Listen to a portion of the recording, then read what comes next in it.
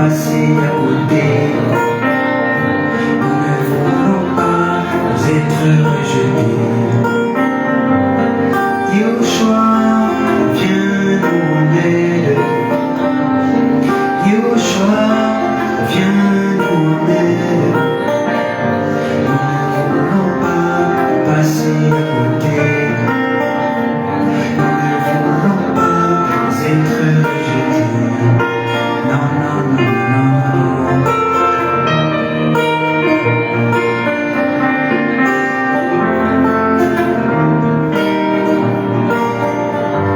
Aujourd'hui, beaucoup disent te connaître. Aujourd'hui, beaucoup disent te servir. Mais où sont les cœurs pour les orphelins? Où sont les cœurs pour les affamés? Aujourd'hui, beaucoup disent te servir. Aujourd'hui, beaucoup disent te connaître. Où sont les cœurs pour les affamés? Où sont les cœurs pour les opprimés?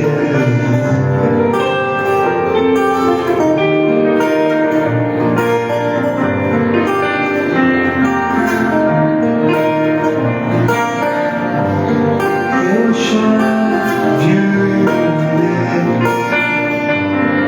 Yoshua, viens nous en aide.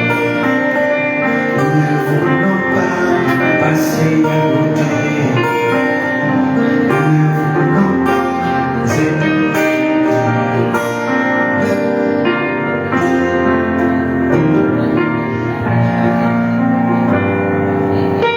Viens-nous en aide, Saint-Esprit. Nous avons besoin de toi. Parle à ton peuple, oriente nos prises et forme-nous. Au nom puissant et glorieux de notre Adonai Yoshua, j'ai ainsi prié. Amen. Je vous salue. Oui, acclamons le Seigneur. Gloire soit rendue à notre Adonai Yoshua, Mashiach, et les disciples, clé du vrai réveil. Je vous salue au nom puissant de notre Adonai Yoshua, particulièrement nos bien-aimés qui nous suivent en direct. Je crois que le Seigneur nous fera énormément du bien pendant cette session de formation. Les disciples, clé du vrai réveil. Actes chapitre 19, 8 à 10. Actes chapitre 19 à partir du verset 8e jusqu'au 10e verset. Écoutez ce que la Bible dit. Ensuite, Paul entra dans la synagogue où il parla librement. Pendant 3 mois, il discourit sur les choses qui concernent les royaumes d'Élohim, s'efforçant de persuader ceux qui l'écoutaient. Mais comme quelques-uns restaient endurcis et incrédules, décriant devant la multitude la voix du Seigneur, écoutez, il se retira d'eux, sépara les disciples et enseigna chaque jour dans l'école d'un homme Tyrannus. Cela dura 2 ans, de sorte que tous ceux qui habitaient l'Asie, juifs et grecs, attendirent la parole du Seigneur. Bien-aimés dans le Seigneur, si vous lisez Matthieu chapitre 28, le verset 19e, le Seigneur donne un ordre. Il dit, allez, faites de toutes les nations des disciples. C'est l'ordre que le Seigneur nous a donné. Et j'ai l'habitude de dire, depuis que le Seigneur a dit allez, il n'a jamais dit revenez. À d'autres termes, la mission continue et la mission ne prendra jamais fin. Et le Seigneur dit, faites de toutes les nations des disciples et non des adeptes. Les disciples. En lisant les passages des Actes 19, 8 à 10, là on voit Paul. Là on voit que Paul, dans l'Asie mineure, va séparer les disciples d'avec la foule. Wow. il va séparer les disciples avec les religieux. Et pendant 2 ans, il va enseigner dans une école. Quelqu'un avait mis à la disposition de Paul son bâtiment d'école afin de pouvoir former ses disciples. Il a mis à la disposition de Paul son école pour que Paul puisse former les disciples. Paul voyait que tout le monde ne comprenait pas les choses. Et Paul sépara les disciples de la foule. Il sépara les disciples des religieux. Bien-aimés, quand on est disciple du Seigneur, on doit être différent de la foule. La foule sont comme des adeptes. La foule, ce sont des gens qui suivent sans raison, qui défendent même des choses qu'on ne peut pas défendre. Quand les dadis enseignent même des bêtises, la foule acclame. Mais les disciples sont là en train d'étudier les Écritures afin de vérifier si ce qu'on prêche est conforme à la parole. Les adeptes, quand on touche à leurs idoles, ils sont allergiques, ils sont en train de réagir. Et une autre chose, on voit bien que ses frères et sœurs étaient déjà disciples avant de recevoir la formation. Oui, donc on est disciple dès la conversion. Donc dès la conversion, on est disciple et ensuite il faut être enseigné, il faut être formé. On voit là qu'il y a une séparation, comme je vous le disais.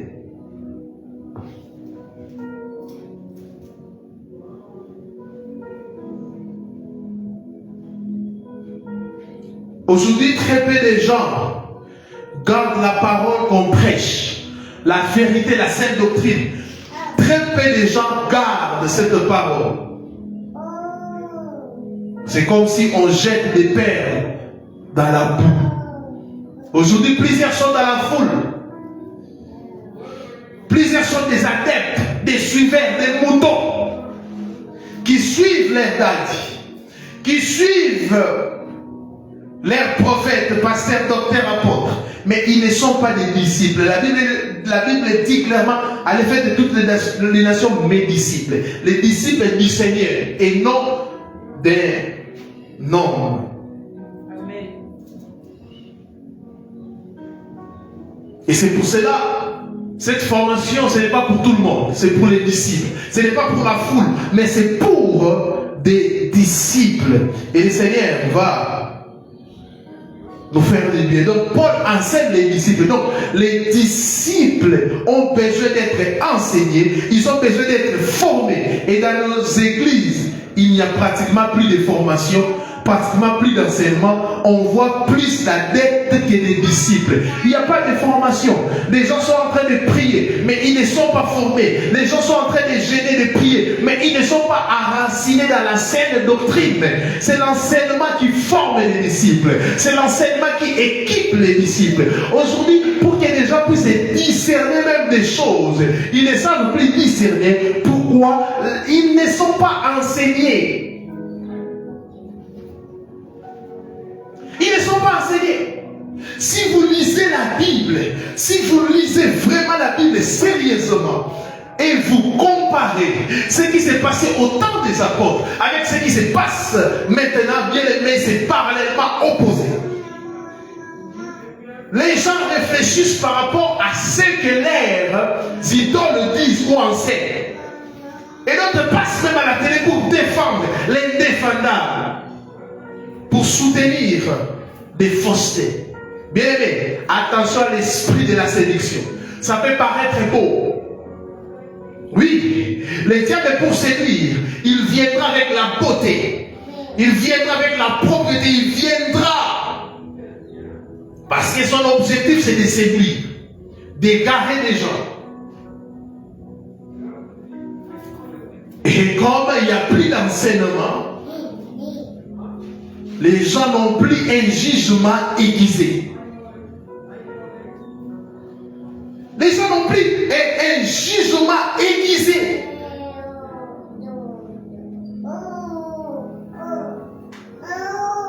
Ils sont en train de vous manipuler. La Bible dit mon peuple est périforme de connaissances parce que plusieurs n'ont pas la connaissance.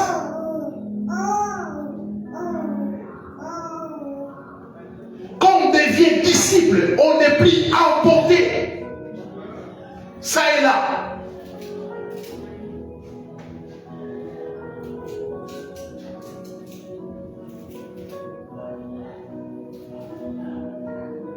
Allez et faites de toutes les nations des disciples. Les disciples ont besoin d'être enseignés. Ils ont besoin d'être formés.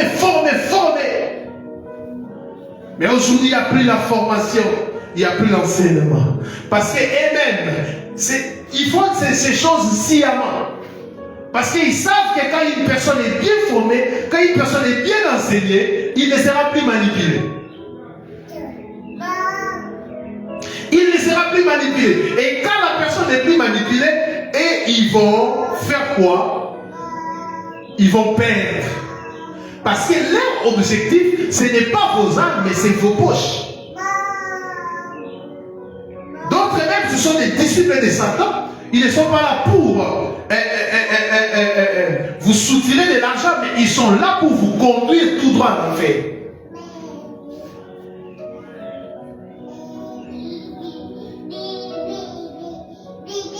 Quand quelqu'un est bien enseigné, il comprend que l'église, ça n'a rien à voir avec les bâtiments. Et si tu dis à cette personne, donne-moi de l'argent, on va construire la maison de Dieu, il va te traiter d'escroc. Tu es un escroc vraiment. Il va te poser la question depuis quand tu es devenu locataire. Pour qu'on puisse, depuis quand, vous voyez ça? Quand on est bien formé, on a un esprit bien disposé pour juger. On a vu qu'on est disciple dès la conversion. On est disciple alors qu'on n'a pas encore reçu les baptêmes d'eau. Allez faire de toutes les nations des disciples. Premièrement et ensuite il faut les baptiser. Donc on ne devient pas disciple parce qu'on a reçu le baptême, on devient disciple parce qu'on a reçu Yehoshua dans son cœur. C'est ça. Les baptêmes viennent après. Les baptêmes, c'est maintenant des témoignages publics de notre foi. Et puis, on fait des disciples, on les forme. On ne fait pas des disciples pour pouvoir les laisser tels que. On fait des disciples et on les forme. C'est vraiment important de les signifier, de les souligner. Écoutez, et ensuite le Seigneur dit, après avoir fait des disciples, après les avoir baptisés, troisième chose, après avoir fait des disciples, après les avoir baptisés, parce que le Seigneur a dit, faites des disciples, baptisez-les. Troisièmement, il faut leur apporter des enseignements. La Bible dit, enseignez-les. Enseignez-les à faire quoi? À observer. À observer. Enseignez-leur à observer. Les disciples sont des personnes qui observent. Des personnes qui gardent tout l'enseignement du maître. Les disciples sont des personnes qui observent. Des personnes qui gardent tout l'enseignement du maître. Enseignez-les à observer tout ce que je vous ai prescrit. Enseignez-les à observer tout ce que je vous ai prescrit. Les disciples sont là pour observer les commandements du maître, voir si aussi veiller à ce que les commandements du maître plutôt soient exécutés ou mis en pratique en entièreté. Et quand il est à observer, enseignez-les à observer.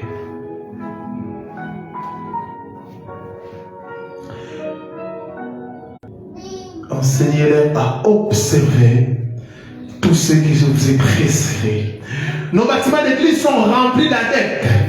Vous savez, les adeptes sont ballottés à tout vent de doctrine pour défendre quelqu'un, ni défendre un homme, mais nous sommes là pour défendre Yehoshua. Je sais que la connexion est en train vraiment de déranger, que le Seigneur nous aide.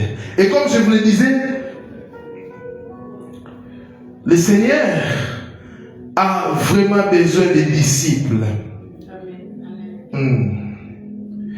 Écoutez ce que la Bible dit dans Acte 14 au verset 21.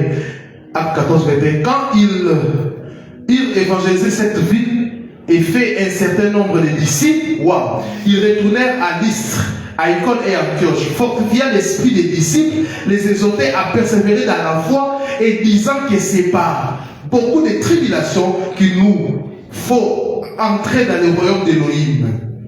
Ils désignèrent des anciens dans chaque église et après avoir prié et gêné, ils les recommandèrent au Seigneur afin en qui ils avaient cru. Donc les disciples sont des personnes qui croient au Maître. Ils croient à Yéhosh, ils croient plutôt à Yéhosh. Et on voit ici Paul et Barnabas ont fait des disciples dans les églises de la Galatie. Donc la mission, on peut même lire plusieurs portions des Écritures où on voit les disciples faire, n'est-ce pas, où on voit les apôtres former des disciples. Ils étaient là pour former des disciples. Et dans leur manière de faire, ils étaient en train d'enseigner et de prier aussi pour des disciples. Bien aimé, quitte si tu es un adepte, si tu es un suiveur, tu suis un homme d'Élohim, mais tu n'es pas enraciné dans la parole, tu défends bêtement des hommes sans défendre Yahshua HaMashiach. Ce soir, ma prière est que tu puisses devenir un disciple. Les disciples du Seigneur ne courent plus derrière les hommes, ne courent plus derrière. Nous sommes que là pour vous former. Mais la personne qui est morte pour vous à la croix, c'est Yahshua HaMashiach.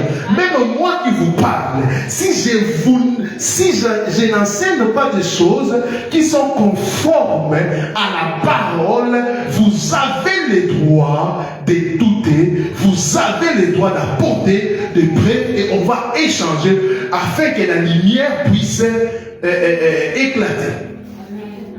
Mais aujourd'hui, l'église actuelle, je pleure quand je vois l'église actuelle.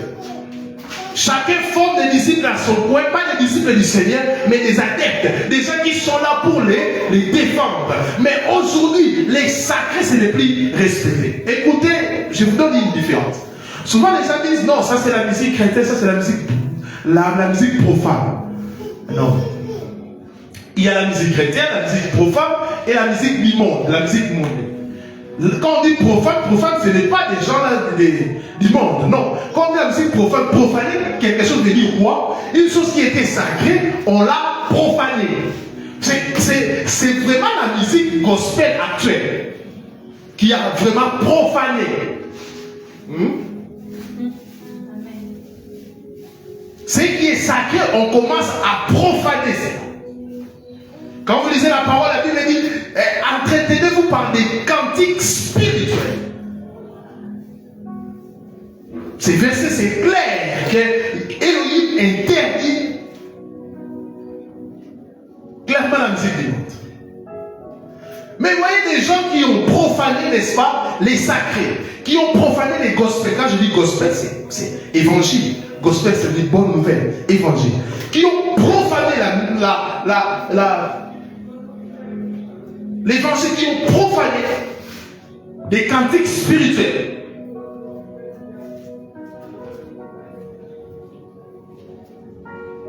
Quelqu'un s'est dit, pasteur,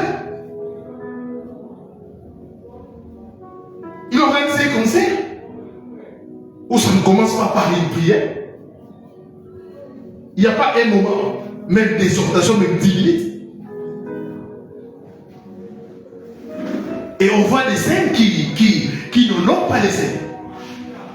Parce qu'on veut faire des chorégraphies, plaire au monde, pour faire ceci. Bien aimé dans les Seigneurs. Si vous êtes véritablement disciple du Seigneur, vous n'allez plus écouter d'autres chansons.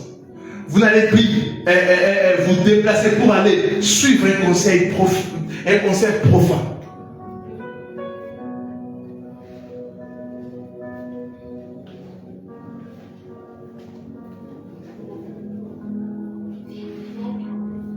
Un adepte, c'est quelqu'un qui suit. Un homme aveuglément et qui défend sa dénomination, son bishop. Mais un disciple, c'est celui qui défend le royaume d'Élohim, qui suit le Seigneur, qui a une intimité avec le Seigneur. Quand le Seigneur dit aller, le verbe aller qui est à l'impératif est un verbe qui nous demande de manière permanente de produire des disciples. Tout le temps et tout le temps, nous devons produire des disciples. Écoutez, maintenant, on va approfondir. La racine du mot disciple, c'est mantano. Mantano nous parle de plusieurs choses. Mantano nous parle de plusieurs choses. Et, le point 1, apprendre. La première chose. Apprendre, soulignez ça. Premièrement, il y a la notion d'apprendre. Le disciple est celui qui apprend. Nous sommes dans Matthieu 9, 13. Le Seigneur dit, allez et apprenez ce qui signifie je prends plaisir à la miséricorde et non au sacrifice, car je ne suis pas venu appeler des justes, mais des pécheurs. Apprendre, apprendre. Le Seigneur dit, allez et apprenez ce qui signifie. Maintenant, nous parle de plusieurs choses. Je dis premièrement, apprendre. Allez et apprenez. Allez et apprenez. Vous voyez ce que la Bible dit. Allez et apprenez. Le mot disciple vient de cette racine. Maintenant, nous parle d'abord de l'apprentissage. Il y a une différence entre prendre et apprendre. Ah oui? Il y a une différence entre prendre et apprendre. Il y a beaucoup de gens dans nos églises qui viennent pour prendre. Quand on va quelque part pour prendre, il n'y a pas la patience. Il n'y a pas l'humilité. Il n'y a pas l'écoute. On veut prendre vite fait, avoir la connaissance rapidement parce qu'on a des intérêts personnels. C'est comme un frère qui était ici, qui était élancé comme ça. Avec des frères de Nobel. Ils sont là pour prendre. Et quand on va quelque part pour prendre, il n'y a pas de patience, ni d'humilité, il n'y a pas d'écoute.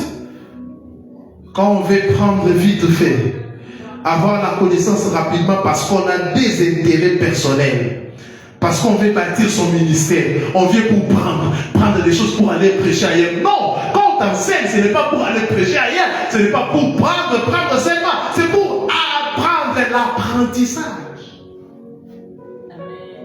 Parce qu'on veut prouver aux gens qu'on a la connaissance. Et on ne va pas aller loin avec cette mentalité. On part quelque part, on trouve des enseignements qui sont quand même corrects et on va prendre et non on va apprendre et non apprendre. Voilà.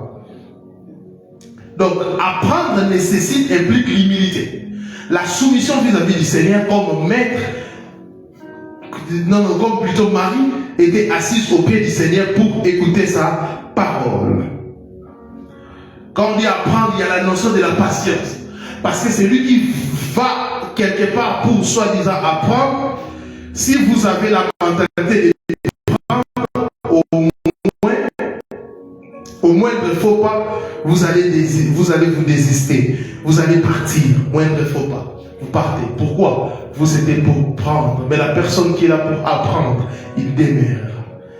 Mais si vous êtes dans cette mentalité d'apprentissage, quelles que soient les épreuves, vous allez quand même persévérer parce qu'il y a la patience, parce qu'il y a l'humilité. Quels que soient les obstacles qui se dressent devant vous, vous allez quand même persévérer parce que vous voulez apprendre. Vous allez comprendre pourquoi il faut cette patience, parce qu'en tant que disciple, il faut être discipliné. En tant que disciple, il faut être discipliné. Il y a la discipline dedans. Il y a la persévérance. Les apôtres ont persévéré afin de pouvoir apprendre. Il faut de la persévérance et de la patience. Apprendre. Bien, mais cherchez la connaissance. Apprenez. Un disciple est là pour apprendre. Quand il médite la parole, tu dois apprendre quelque chose de nouveau.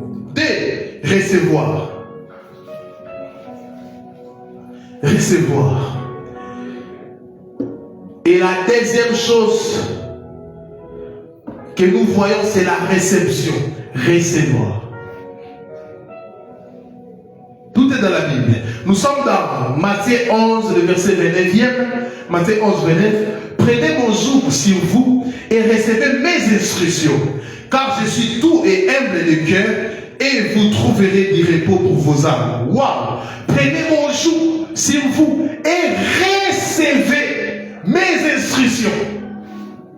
Recevoir. Qu'est-ce qu'on doit recevoir? Les instructions. Bien sûr, on apprend et on reçoit. Donc c'est la réception. Les disciples, c'est celui qui reçoit l'enseignement du maître. Il reçoit l'enseignement du maître. Donc, on donne sa vie au Seigneur, on est tout de suite disciple, mais il faut recevoir. Mais si on estime qu'on connaît déjà, on ne peut pas recevoir. Donc parfois, il faut désapprendre pour pouvoir apprendre. Tu as compris ça? Amen. Et on ne veut pas perdre son temps. Moi, personnellement, je ne vais pas perdre mon temps avec des gens qui connaissent déjà. Ça sert à rien.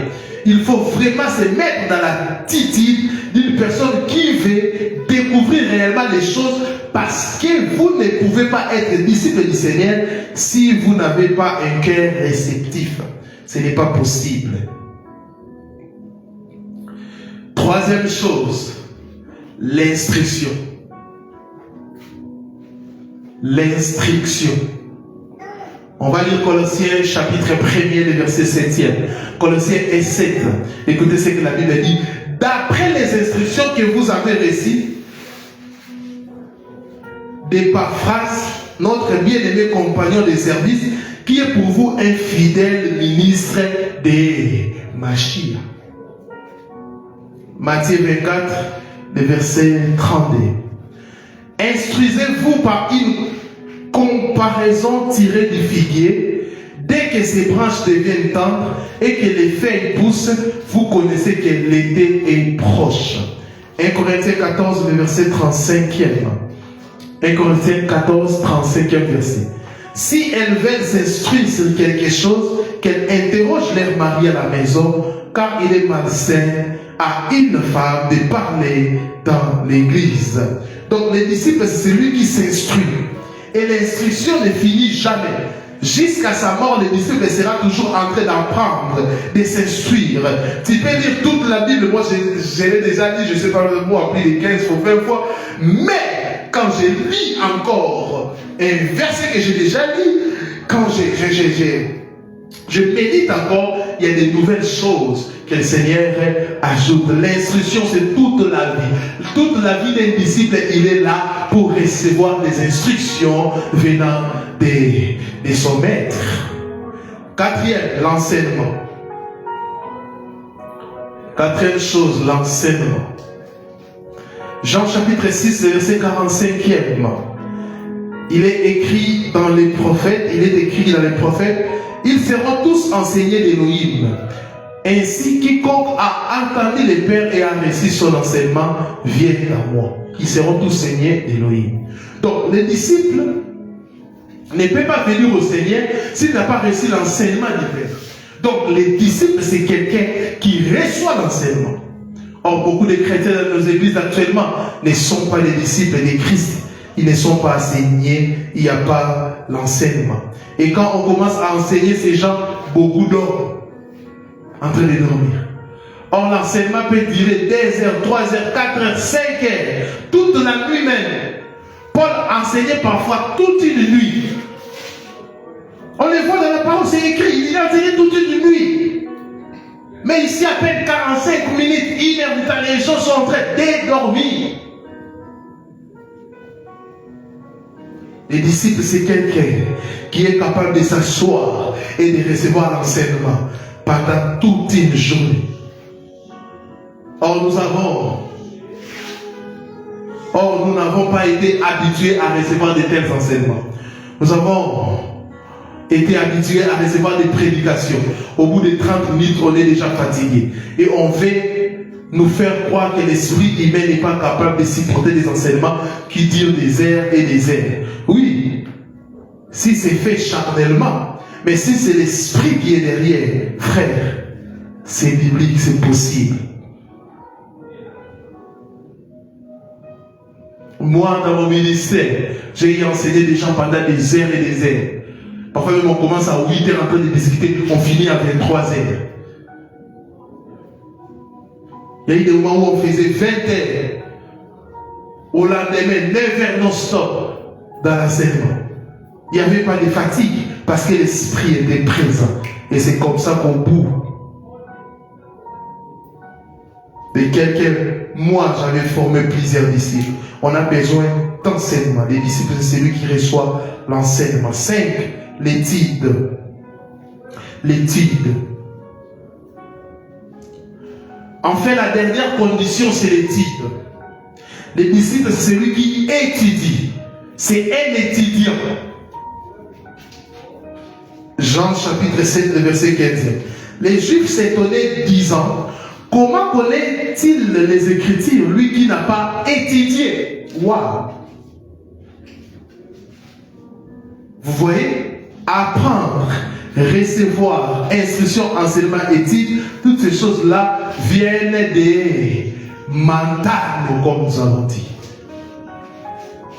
Et nous avons compris que mental signifie apprendre, recevoir, instruction, enseignement, étude. Et c'est la racine du mot disciple. Donc vous voyez que si on n'est pas capable d'apprendre, si on n'est pas prêt à recevoir, d'être instruit, à être enseigné et d'étudier, ça ne sert à rien de chercher à être disciple du Seigneur.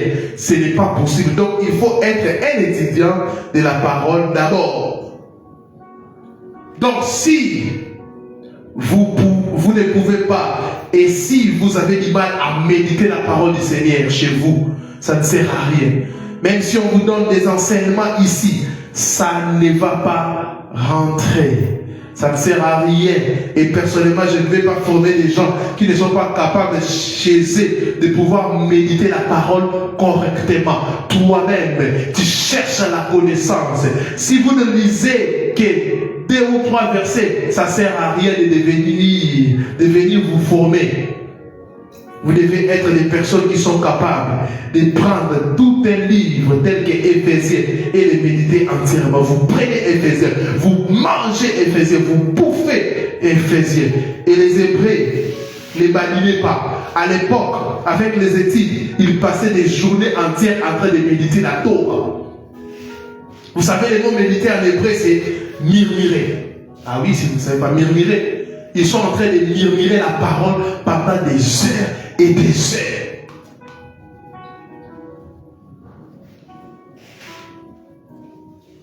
Le problème aussi, c'est... Je ne sais pas si c'est quelle maladie. Même quand nous enseignons à l'université, il y a vraiment des sérieux problèmes. Les étudiants de l'église, pas d'énonce. Est-ce que c'est que tu as écrit jeudi passé, tu as pris le temps de le réviser? Non. C'est que tu as écrit mardi passé, tu as pris le temps de le réviser? Non. Mais vous venez, vous revenez, vous écrivez, mais vous-même, vous n'avez pas une vie de la méditation. Donc j'insiste là-dessus. Donc si vous avez du mal à lire la Bible chez vous, si vous êtes déjà à lire un verset ou 2 versets, à vous contenter de seulement de 2 ou 3 versets ou des chapitres, ça ne sert à rien. Je vous dis que ça ne sert à rien. Il faut prendre 1 Corinthiens et vous lisez toutes ces épîtres d'une seule. Vous prenez 1 Corinthiens, vous les lisez. Et quand vous lisez, il faut essayer d'étudier non seulement l'épître, mais l'histoire qu'il y a derrière la culture qui était les Corinthes. Il faut du temps pour étudier la parole du Seigneur.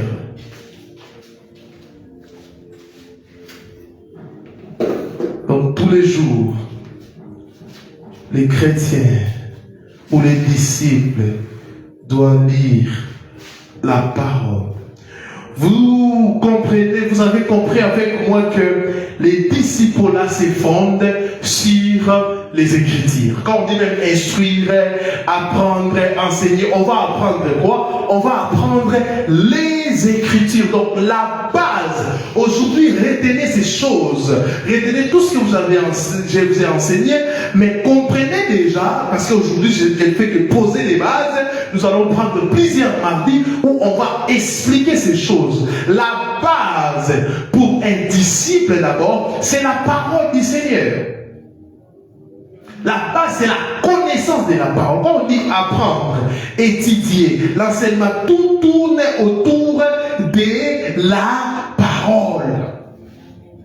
Quand Yoshua a dit, faites de toutes les nations mes disciples et enseignez-leur. Et le Seigneur a donné un contenu. Le contenu ou ce que les disciples doivent chercher à connaître, c'est ce que le maître a dit ou c'est ce que le maître avait dit. Donc, tout ce que le maître a dit, c'est consigné dans ce qu'on appelle la Bible, l'ensemble des livres.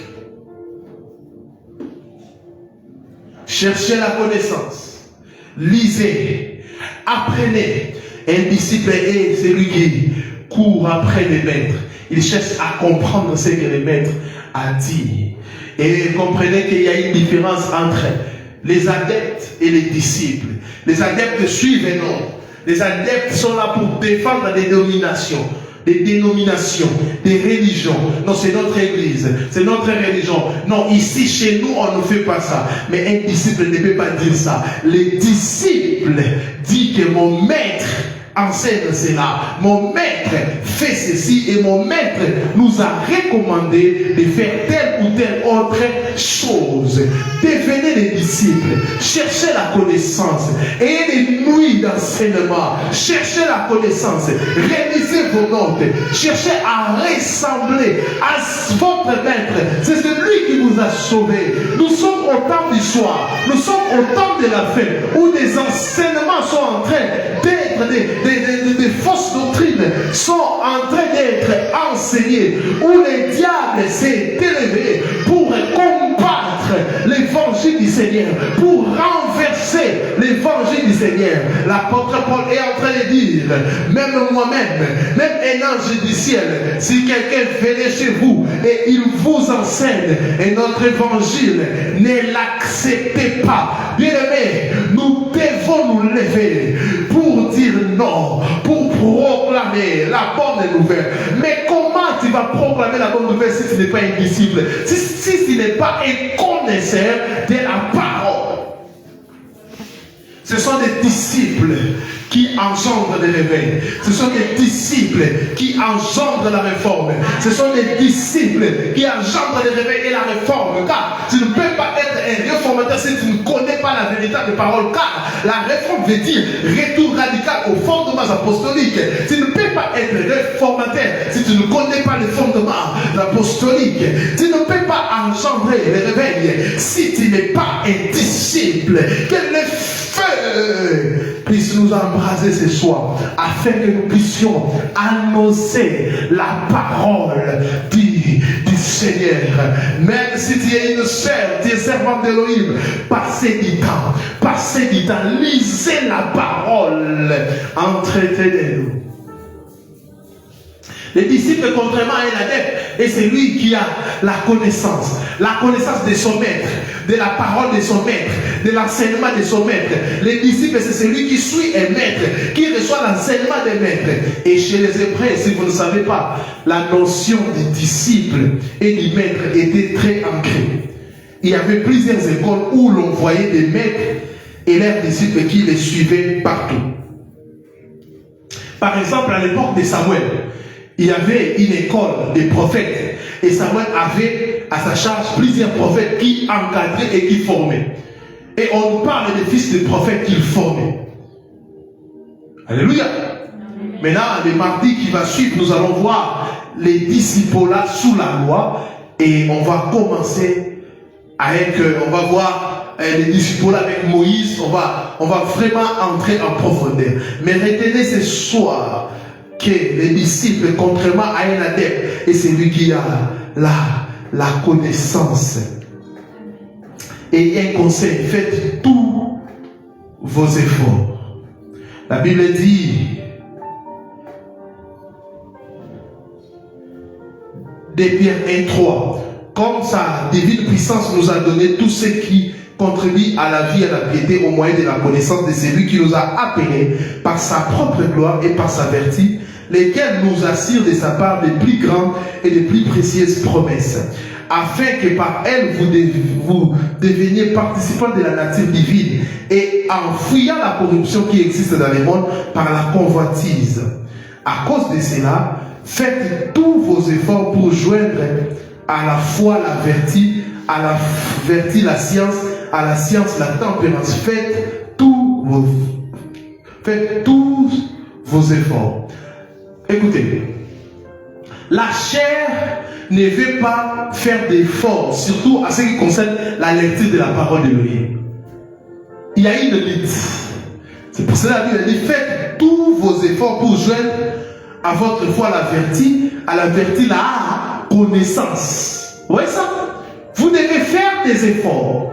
Battez-vous. Parce que les diables travaillent là où il y a beaucoup d'ignorants.